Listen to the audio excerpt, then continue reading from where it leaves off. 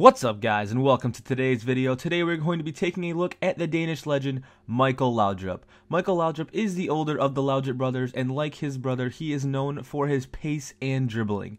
Michael was definitely known for his success on the international level with Denmark, and he also played at the club level with numerous teams. The most successful club team that he played with was that of Barcelona. While there, Laudrup won 4 consecutive league titles.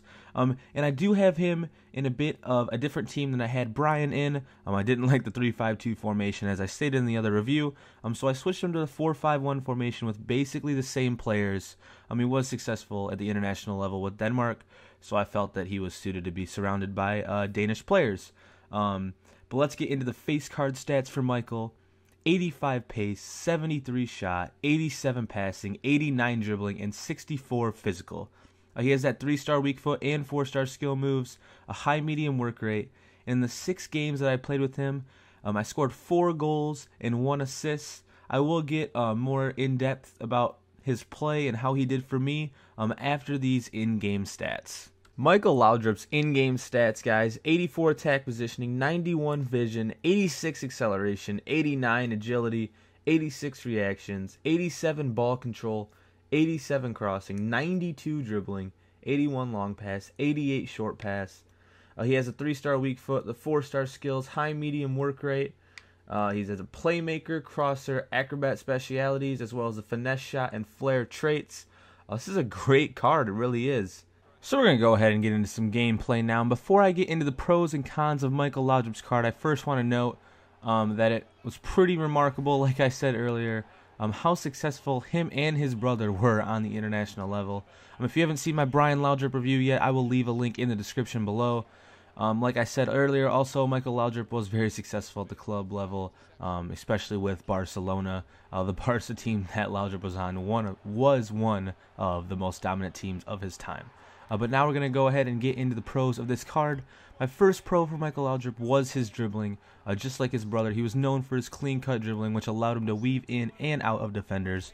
This aspect of his game helped him expand and open up the field of play for himself and his teammates around him.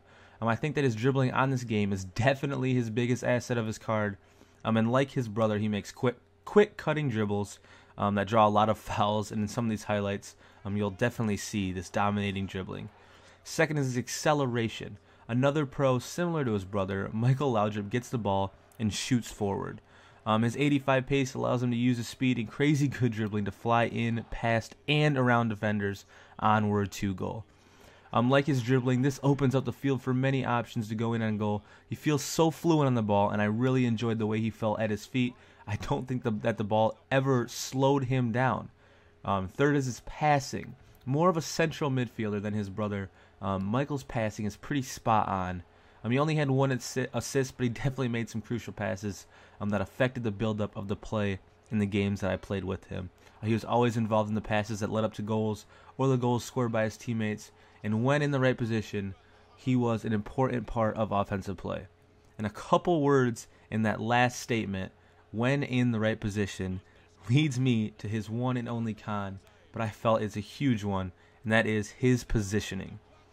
Now, with a medium defensive work rate, Laudrup is constantly helping out on D, and while playing a one-striker formation, this irritated me to no end.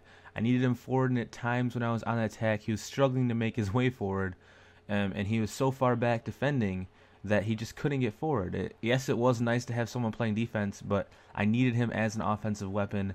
This really irritated me, and I strongly suggest playing a 2-striker formation with him, and maybe even placing him at CM and relying on someone else to play the attacking midfielder role.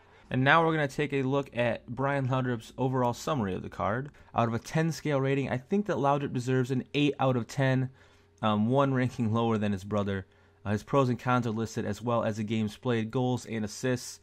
He definitely could have achieved a higher rating had his defensive rate been low as opposed to medium, which would have led to better positioning. Besides this setback, Laudrup is a great playmaker with amazing pace and dribbling to separate himself from the defenders. This Danish legend was so much fun to play with, guys. I'm having so much fun doing all these legend reviews. I wish that he would have stayed farther forward, but when he was in the right area, he was absolutely lethal. Up next in my reviews, guys, I have Rui Costa and Shearer. I've gotten tons of requests in the past days. Crespo, Bierhoff, Kluivert, Hagi, and many more. I will try to get these guys reviewed ASAP. So sorry if the one you guys want reviewed takes a little bit, but I will definitely try my best to get those out as fast as possible. Like always, guys, feedback is appreciated. I'm always open to suggestions to make these Legend reviews better. If you're feeling crazy, hit that like or subscribe button, guys. And I thank you for watching. And until next time, guys, I will talk to you later.